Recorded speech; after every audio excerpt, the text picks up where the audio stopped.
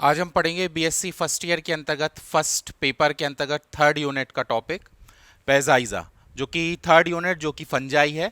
और उसके अंतर्गत जो पैजाइजा आता है उसके बारे में आज हम स्टडी करेंगे। सबसे पहले हम देखेंगे कि जो पैजाइजा है इसकी लगभग 60 जेनेरा और लगभग 500 स्पीसीज ज्ञात हैं। जो पैजाइजा होता है जिसको हम कहते हैं सेप्रोफाइट्स, मृतोपजीवी, इसकी जो अधिकांशतः जो जातियां या जो स्पीसीज हैं वो गोबर के ऊपर उगती हुई पाई जाती हैं और जिस कारण इसको सलबरागी या कैप्रोफिलस कहते हैं। निश्चित रूप से इसके अंदर एक हमको फ्रूटिंग बॉडी दिखाई देती है, फ्रूटिंग बॉडी जिसके द्वारा ये रिप्रोडक्शन करेगा और उसकी संरचना या जो उसका स्ट्रक्चर है ये कप लाइक के समान हमको दिखाई दे रहा है यहाँ पर जैसे दिख रहा है आपको। और इस प्रकार का जो स्ट्रक्चर है उस फ्रूटिंग बॉडी को हम कहते हैं एपोथीसियम। इसके अलावा इसमें जो एसेक्सुअल रिप्रोडक्शन है वो अनुपस्थित होता है और जो सेक्सुअल रिप्रोडक्शन है वो एक विशेष मेथड के द्वारा हम देखेंगे जिसको हम कह रहे हैं सोमैटोगेमी। इसके अलावा इसकी 3 फैमिली सार्कोगोरस, फाइसी, पैजाइएसी और हेल्वेएसी, ये 3 फैमिली मुख्य रूप से हमको पैजाइजा की दिखाई देती हैं। इसके अलावा यदि हम इसकी सिस्टमेटिक पोजीशन देखें तो इसका जो डिवीजन है वो यू माइकोटा, सब डिवीजन की बात करें तो एस्कोमाइकोटेना, क्लास डिस्कोमाइकोटेना, ऑर्डर पैजाइएल्स, फैमिली पैजाइजेसी और जीनस है पैजाइजा। अब निश्चित रूप से इसके बारे में हमने अभी बात करा कि इसका यदि हम ऑकरेंस या प्राप्ति स्थान देखें कि ये कहाँ पाया जाता है तो बहुत ढेर सारी इसकी स्पीसीज अलग अलग देशों में पाई जाती हैं। भारत में जो इसकी स्पीसीज या इंडिया में जो स्पीसीज पाई जाती है जिसको हम कह रहे हैं पैजाइजा जीनियोस्पोरा, जो कि भारत में रिपोर्ट की गई पैजाइजा की, और इसके अलावा अलग अलग देशों में इसकी अलग अलग स्पीसीज या जातियां पाई जाती हैं। कैसे पाया जाता है तो सड़ी गली अवस्था चीज़ों पर या जो कार्बनिक पदार्थ हैं या गोबर के ऊपर इसकी उपस्थिति देखी जाती है। इसके अलावा यदि हम इसकी संरचना देखें तो यहाँ पर हमको दिखाई दे रही है कि हमको ये कप लाइक स्ट्रक्चर के रूप में दिखाई दे रही है।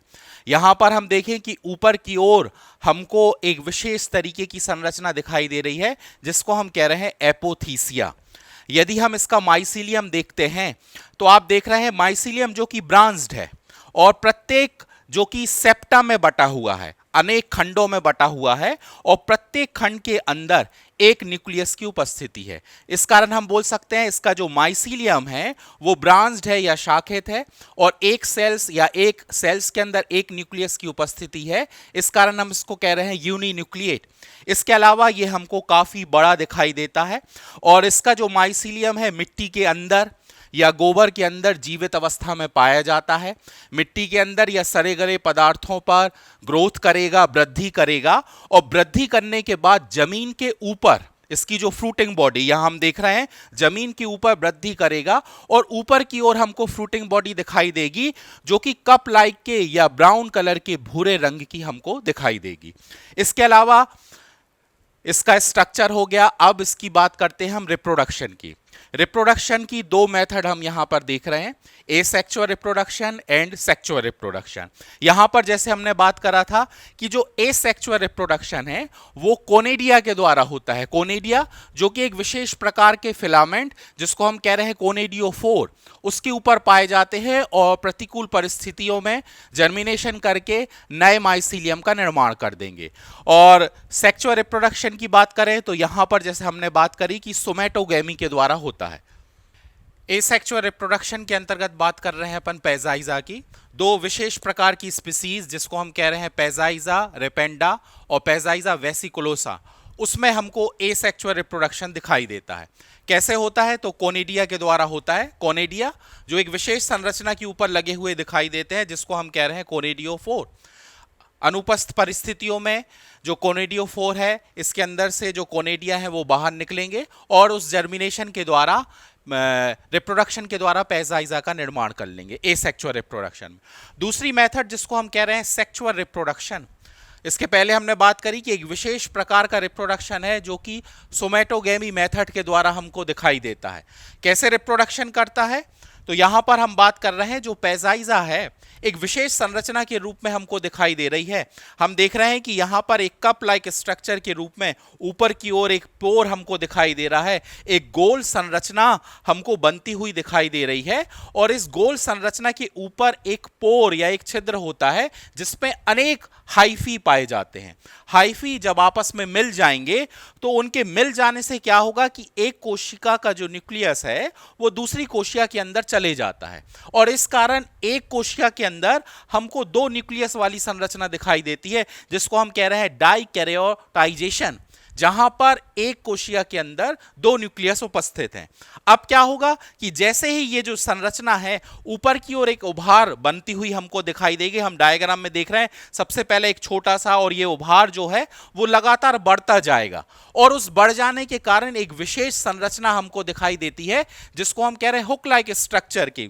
इस तरीके की संरचना हमको दिखाई दे रही है बाकी के डायग्राम में, और इस प्रकार जो हुक लाइक स्ट्रक्चर है जिसको हम कह रहे हैं क्रोजियर, और यहां पर जो एस्कस मदर सेल्स है ये डिवीजन करेगी। डिवीजन कैसे करेगी? तो जो मियोसिस डिवीजन होगा और उस डिवीजन के द्वारा फिर सिंपल डिवीजन होगा, और सिंपल डिवीजन के द्वारा 8 न्यूक्लिएट वाली संरचना या जिसको हम कह रहे हैं हैप्लॉइड सेल्स, उसका फॉर्मेशन हमको दिखाई देता है। अब प्रतिकूल परिस्थिति में इसके अंदर जो एस्कोस्पोर्स हैं ये बाहर निकलेंगे और जर्मिनेशन करने के द्वारा पैजाइजा या यंग हाइफी का निर्माण कर लेंगे। इसके पहले जैसे हमने बताया कि इसमें जो फ्रूटिंग बॉडी है एक कप लाइक स्ट्रक्चर के रूप में हमको दिखाई दे रही है। यदि हम इसका टीएस का सेक्शन कटिंग काटेंगे तो हमको ये कुछ इस तरीके के स्ट्रक्चर के रूप में दिखाई देती है। 3 लेयर हमको जो पैजाइजा का जो मेंबर है उसमें जो फ्रूटिंग बॉडी है 3 भागों में बटी हुई दिखाई देती है। सबसे पहला भाग जिसको हम कह रहे हैं हाइमीनियम, उसके जस्ट नीचे पाया जाता है सब हाइमीनियम, और सबसे नीचे की ओर जो पाया जाता है जिसको हम कह रहे हैं हाइपोथीसियम। सबसे पहले हम बात करें जो ऊपरी लेयर है जो कि हाइमीनियम कहलाती है। इस प्रकार की जो लेयर है यहां पर हम देख रहे हैं जहां पर पैराफाइसिस और एस्कस हमको दिखाई दे रहे हैं। निश्चित रूप से ये जो सेल्स होती है ये फर्टाइल लेयर का निर्माण करती है। इसके जस्ट नीचे या नीचे की ओर या मिडिल भाग में या मध्य भाग में सब हाइमीनियम पाई जाती है जिसमें अनेक हाइफा का निर्माण होता है, और इसी लेयर के द्वारा जो पैराफाइसिस है या जो एस्कस है उनका निर्माण इस दूसरी जो लेयर है सब हाइमीनियम वो करती है। तीसरी लेयर जो सबसे निचले स्तर पर है ये लोअर पार्ट में है जिसको हम कह रहे हैं हाइपोथीसियम, जो कि स्टेरॉयल होती है और विभिन्न तरीके के फंगल हाइफी के द्वारा बनी होती है। अब रिप्रोडक्शन कैसे करेगा? तो यहां पर जैसे हम बात कर रहे हैं ये हमको दिखाई जो दे रहा है एस्कस। एस्कस जो मदर सेल्स है ये डिवीजन करेगी और डिवीजन करने के द्वारा 8 एस्कोस्पोर्स का निर्माण करेगी। प्रतिकूल परिस्थिति में जो एस्कस है इसकी वॉल फट जाएगी, और उसके फट जाने के द्वारा क्या होगा कि जो इसके अंदर एस्कोस्पोर्स भरे हुए हैं वो एस्कोस्पोर्स वायु के द्वारा या एयर के द्वारा एक स्थान से दूसरे स्थान पर जाएंगे, अनुकूल परिस्थितियों में जर्मिनेशन करेंगे, और उस जर्मिनेशन के द्वारा पैजाइजा का निर्माण होता हुआ हमको दिखाई देता है।